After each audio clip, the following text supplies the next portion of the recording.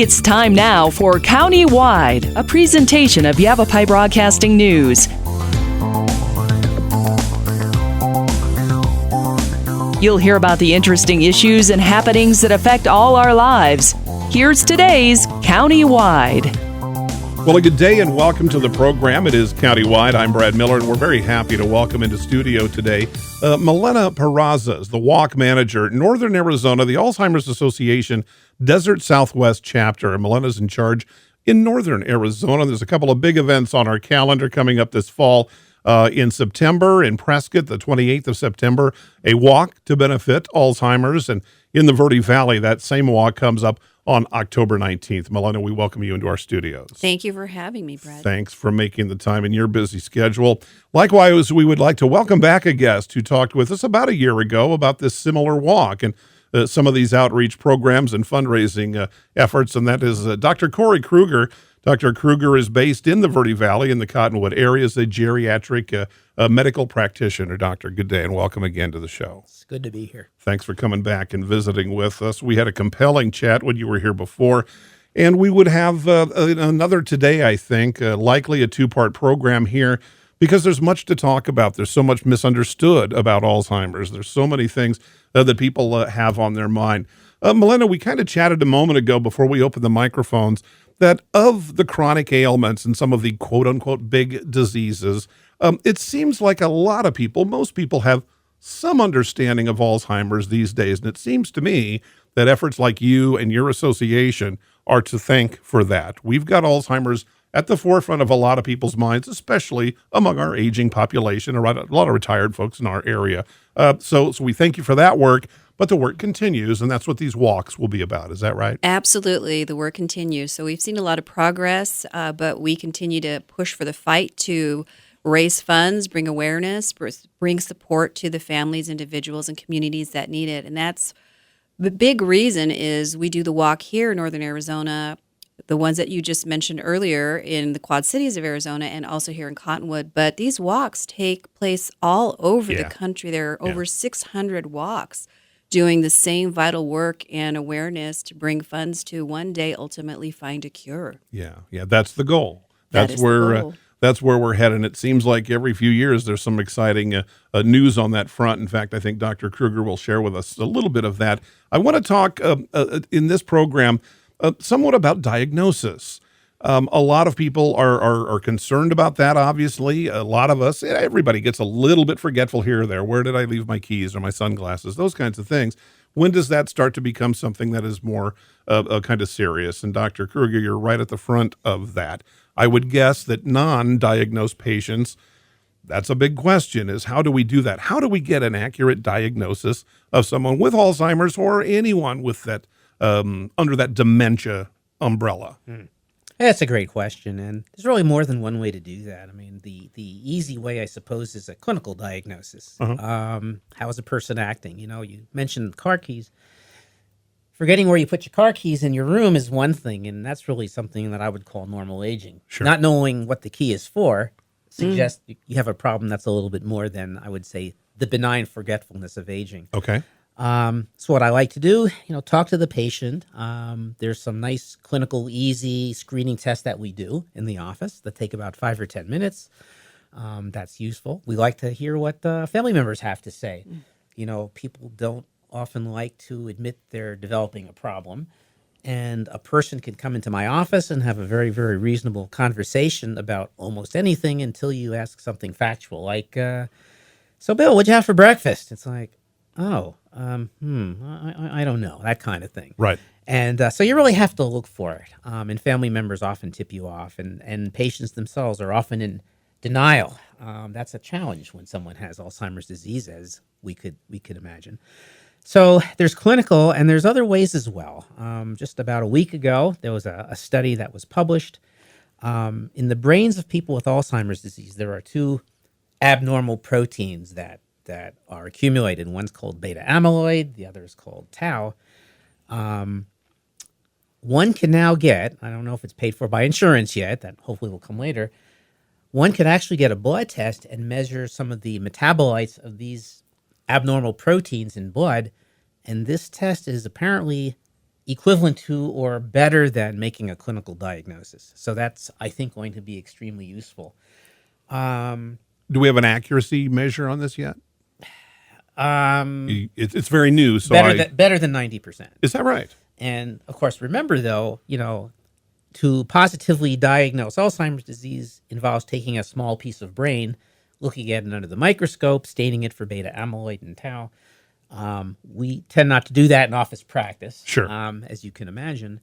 Biopsy. Yes, Okay. absolutely. So we're not going to brain biopsy anybody in the office anytime soon for obvious reasons.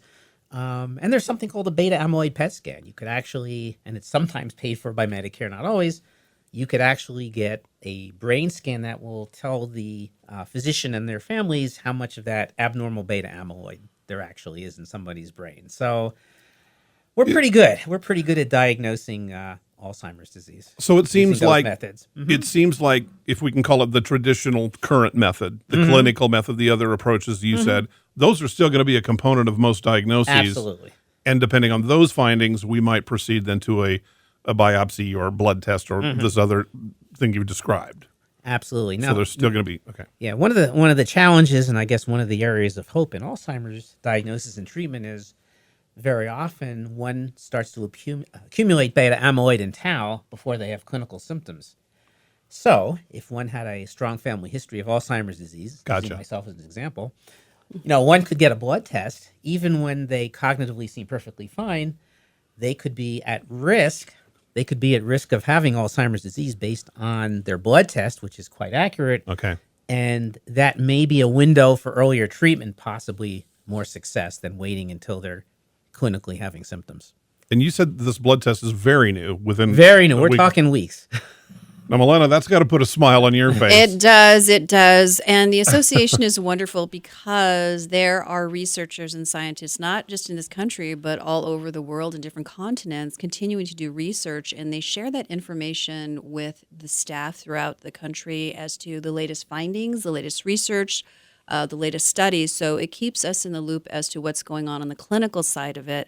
My role, obviously, I'm not a clinician, but it's important that we all understand where we are with the studies and basically where the funds are going and how it's continuing to help our communities and individuals. So it does. It puts your listeners can't see me smile, but I am smiling. No, you can hear a smile, and you'll hear it right there. Malena Peraza with Alzheimer's. I mean, that's extraordinary. Really, something. I'll use the word breakthrough. I don't know if Doctor would share that, but something new, something exciting. One more important tool in the toolbox or the medical bag, if you will, to help families and those struggling with Alzheimer's. And it's a direct result of research that is, at least in part, funded by the good folks who get out and do that walk, do that run, do these fundraisers, like the Alzheimer's Association of Arizona.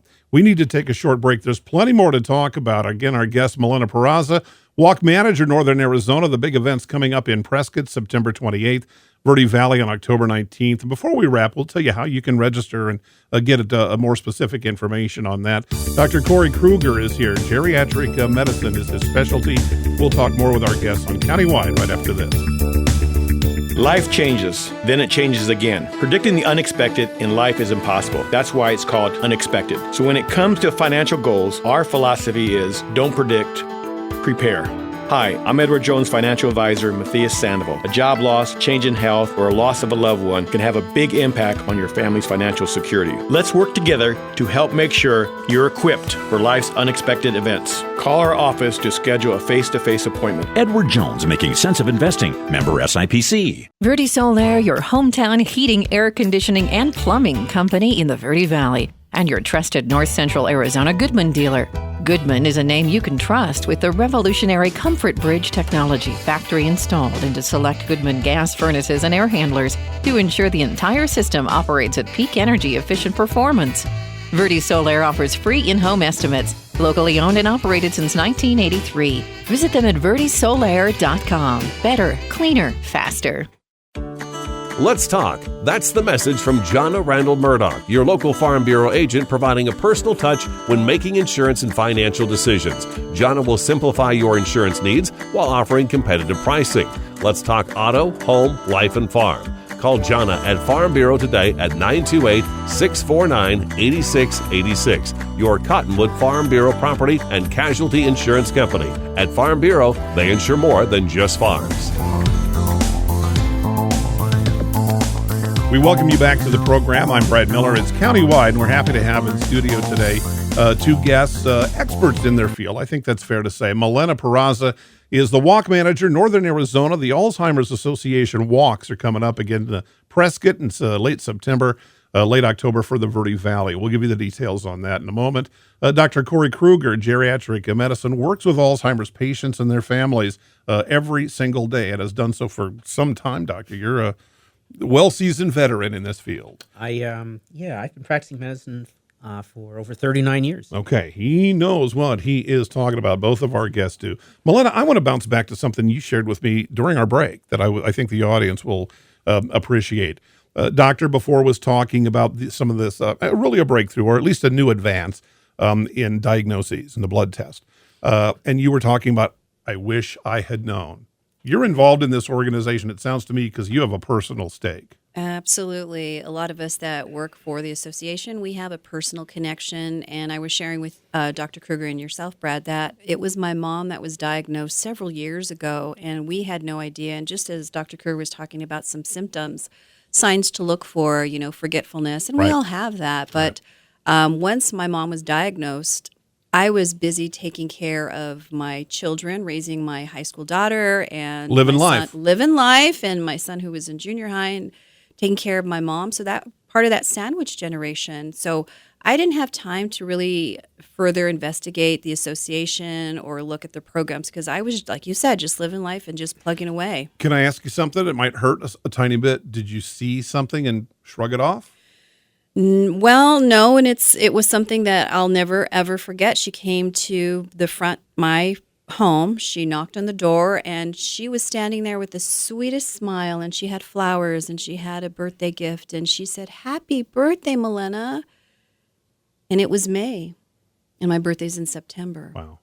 And so that's a hard one because then you realize, okay, I think here we go. Right. And so that was the big indicator, but I didn't shrug it off. I took her to the doctor and got a diagnosis, and then we just decided she's going to live with us and we're going to take care of her, and that's part of that sandwich generation. Right. But in the end, I just wish I would have utilized the resources that the association has. Earlier diagnosis. Yeah. And it's not just for the individual. They need the support, but it's also the caregivers, the families that are, impacted by it. And that's a whole show. We got to set that up. Yep. We'll do that with a caregiver and get them in here with those compelling stories. Dr. Malena's heartbreaking story. A mother forgets her daughter's birthday. Mm-hmm. That's a sign. Absolutely. Yeah. Okay. Talk to me a little bit about that. Is there a eureka moment, if I may, like that? Is that most common, or is it littler things that family might notice, or maybe everybody's different, so it's different for each patient? Yeah. I think the eureka moments are probably few and far between. I think it's really a lot of little things that happen. Sure. And very often it's not the patient. Patients can come in and talk a great story, as I said. Families often bring this to our attention. I'm really worried about my mom because fill in the blank. She used to be a great cook. She can't remember recipes anymore. She seems to be getting lost when she drives, which is a huge deal because I've had patients that end up in New Mexico and Utah when they were intending to go around the corner. That sort of thing. And I always encourage, patients and families, if you have concerns, please bring them to my attention. Right. I think patients are often fearful of the diagnosis because they know, just like we do, this is a progressive disorder. Right. And there's no cure. There is no cure. There are treatments. Treatments are a little bit helpful, but we really don't have anything to even stop the disease, much less cure it at this point. I am hopeful that, because of ongoing research, supported by the Alzheimer's Association, obviously. Yeah, that's the goal. That something is going to happen. And, as someone who has a very strong family history of Alzheimer's disease, I'm kind of counting the days down myself. And it's my sincere hope, and I suspect a lot of my patients are like this as well, that, something good is going to come along and make the medical part useful. To me, the greatest challenge is diagnosing it appropriately, and also the caregiver support. And that to me is the huge deal. A lot of patients come in and families want to know if there's a pill for Alzheimer's. That's really a kind of a small part of it. But supporting the caregivers to me is the hugest piece of the Again, puzzle. it's really book 2 of a 2-book thing. I mean, it's every bit as big. Some family members, typically, whomever it may be, professionally skilled and trained caregivers takes us kind of the next level. Most of the time, folks are going to try to have it be families, a spouse, children, adult children of Alzheimer's patients, and so on. And there have been lives, I don't need to tell the two of you this, but for our listeners, lives ruined because they could not handle that.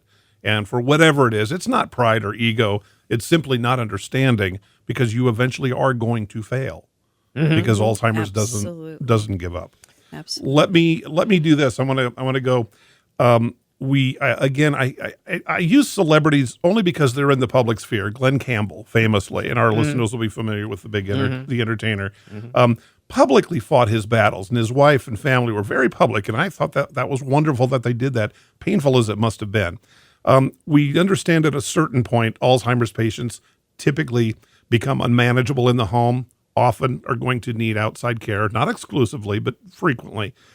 Earlier on, because that's kind of what we're doing in this show, how quickly does the disease advance, or is, again, every patient different and every story going to be unique? It's an excellent question. So averages are somewhat useful. In America, the average amount of time from diagnosis to the passing of the patient is 7 years. So that is just a very, very rough gauge. It could be more than that. It could be, there's been people that have lived with Alzheimer's for 20. There are people that have succumbed to the disease in just 2 or 3 years sometimes. So it's a rough and ready guide, and I always tell families, just take it as a guide. Right. Just take it for whatever it's worth. Realize that it is a progressive disease, and the needs of your family member are going to increase over time. So the earlier you could diagnose, the better. So you can start thinking of how you're going to support not just them, but yourself as this disease progresses. And on that 7-year scale, there's going to be some heartbreaking milestones. Cannot safely operate the stove. Cannot safely drive. Absolutely. Cannot live in the home or alone anymore. And so then, and those also on any kind of average, or again, sometimes it'll be. Sometimes some caregivers will say time's up. Other caregivers may go a little longer or not as long. We can. So that may be a bigger factor. Yeah, we certainly like to give families a rough and ready guide, but those are milestones that are important.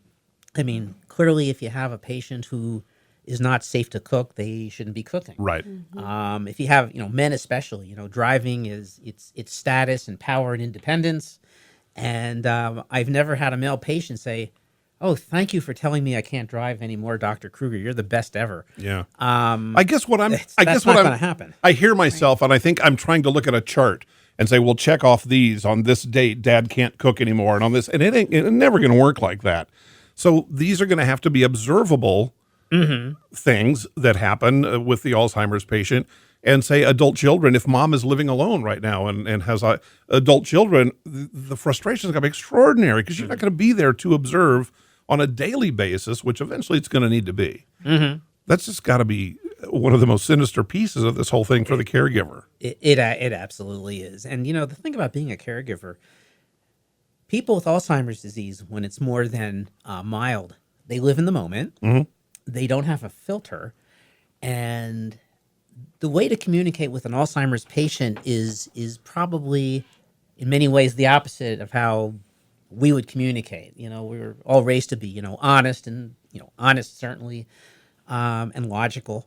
That doesn't really work with Alzheimer's patients. You can't use a logical argument with someone to say, let's say, "Mary, I don't think you should live by yourself because I'm really not happy with your safety as far as cooking is concerned." And you could give a nice, very logical coaching argument, and Mary's going to say, It's not gonna "You have no idea what you're talking about." Yeah. Or if Mary believes that people are living in her apartment and, Right. moving her stuff around, Right.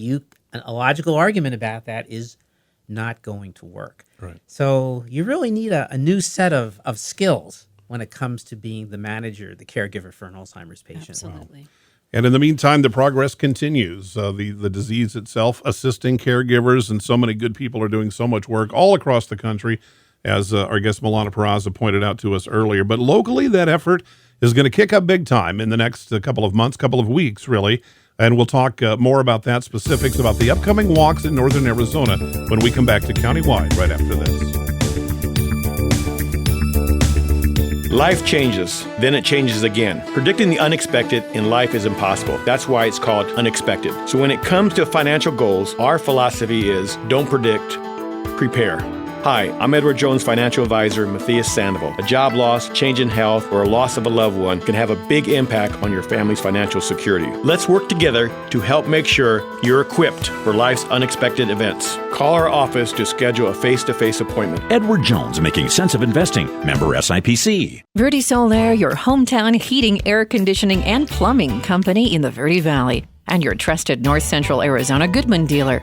Goodman is a name you can trust with the revolutionary Comfort Bridge technology, factory installed into select Goodman gas furnaces and air handlers to ensure the entire system operates at peak energy efficient performance. Verde Solaire offers free in-home estimates, locally owned and operated since 1983. Visit them at verdesolaire.com. Better, cleaner, faster. Let's talk. That's the message from Jonna Randall Murdoch, your local Farm Bureau agent, providing a personal touch when making insurance and financial decisions. Jonna will simplify your insurance needs while offering competitive pricing. Let's talk auto, home, life, and farm. Call Jonna at Farm Bureau today at 928-649-8686. Your Cottonwood Farm Bureau property and casualty insurance company. At Farm Bureau, they insure more than just farms. We welcome you back to the program, and we're wrapping up this one. I do want to tell you that our next episode of Countywide will be part 2 of this, a compelling conversation today with 2 experts in this field. We're talking about Alzheimer's disease, what it is, what it isn't, diagnosis, the role caregivers play, which is every bit as big, really, as the patient when the Alzheimer's story is told in any family. Very important that you take part in what is coming up, the fundraising that has taken place, and who knows how the last many years and decades has led to perhaps a very compelling new diagnostic tool that Doctor talked about a few minutes ago. We want you to be a part, Malena, of these upcoming walks, the one in September, another in the Verde Valley in October. Tell me about those specific dates. How do I register?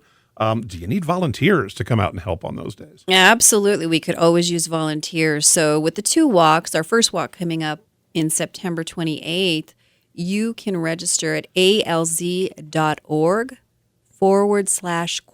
Cities Walk, and that'll take them right to the webpage. It's free to register. It's easy. If not, they can It's a great website.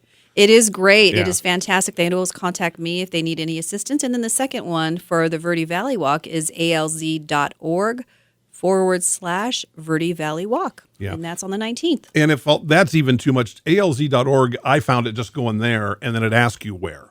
It's a very good website. It's very comprehensive, and Perfect. you'll find the specific event. Great. So that was really appreciated, just as a layman looking into it. Mm-hmm. And then the volunteers, you probably need some folks too. Oh, absolutely. It's a big to-do. We want to make this big. We want to make it fun. We want to be there to support all the community. So it is going to be on 10th and Main Street on October 19th, and we can use as many volunteers, either just to help plant our signature flowers, set up tables, Great. give coffee, water, anything that we can use. We would love to see volunteers be there and support us. Outstanding. Again, this is part 1 of 2. In our next one, we're going to talk a little bit more about lifestyle choices ahead of time. Can you defeat Alzheimer's because you never got it? We'll talk a little bit about that. Our guests again, Malena Peraza, Dr. Corey Kruger. I'm your host, Brad Miller. It's Countywide, and we'll see you next time.